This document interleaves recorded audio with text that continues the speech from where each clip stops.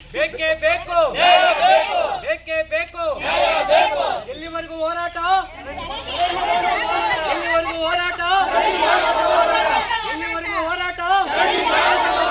ಬೇಕೇ ಬೇಕು, ಬೇಕೇ ಬೇಕು, ಬೇಕೇ ಬೇಕು, ಬೇಕೇ ಬೇಕು, ಬೇಕೇ ಬೇಕು, ಬೇಕೇ ಬೇಕು.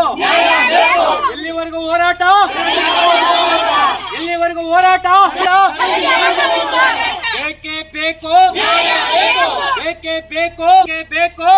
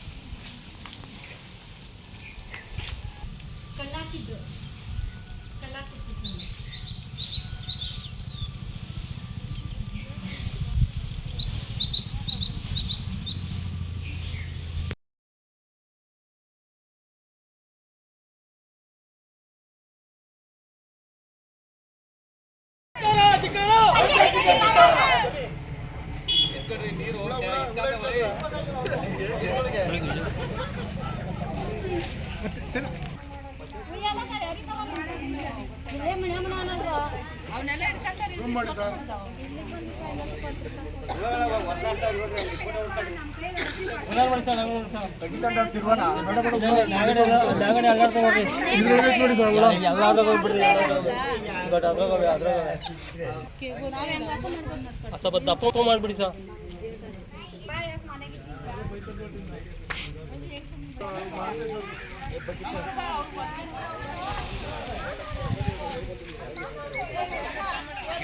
ಯಾರಿಗೂ ಏನು ಸಮಸ್ಯೆ ಇಲ್ಲ. ಇಲ್ಲಿ ಇದು ಹೇಗೆ ಗೌರ್ಮೆಂಟ್ ಜಾಗ ವ್ಯವಹಾರ ತಿಳ್ಕೊಂಡ್ರಲ್ಲಿ ಹೇಳ್ತೀನಿ.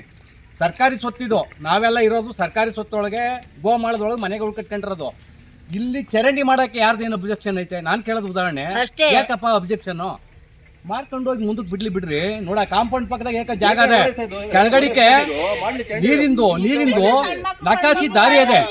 ಇಲ್ಲಿ ಸರ್ಕಾರದ್ದು ಇದ್ರದ್ದು ಬರ್ತದಲ್ಲ ಜೀಲು ಜಾಗ ಇದೆ, ತಗೊಂಡೋಗಿ ಬಿಡಕ್ಕೆ ಏನು ವ್ಯವಸ್ಥೆ ಆಗಿದೆ?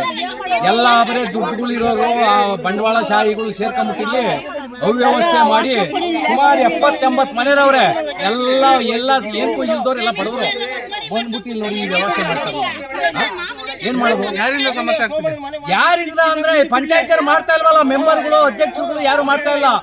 ಸರ್ಕಾರ ಅದಕ್ಕೆ ಜಿಲ್ಲಾ ಪಂಚಾಯತಿ ಮತ್ತೆ ತಾಲೂಕ್ ಪಂಚಾಯತಿಗೆಲ್ಲ ಹೇಳಿದೀವಿ, ಅದು ಸ್ಪಂದಿಸ್ತಾ ಇಲ್ಲ. ಅರ್ಜಿಗಳು ಕೊಟ್ಟಿದ್ದೀರಾ? ಎಲ್ಲ ಅರ್ಜಿ ಕೊಟ್ಟು ಎಲ್ಲ ಆಗೋಗಿದೆ. ಕಡೆ ಲಾಸ್ಟ್ ಬಿಟ್ಬಿಟ್ಟಿದೀವಿ ನಾವು ಆಗ್ಲೇ. ನಾನು ಬಂದಿಲ್ಲಿ 24 ವರ್ಷ ಆಯ್ತು.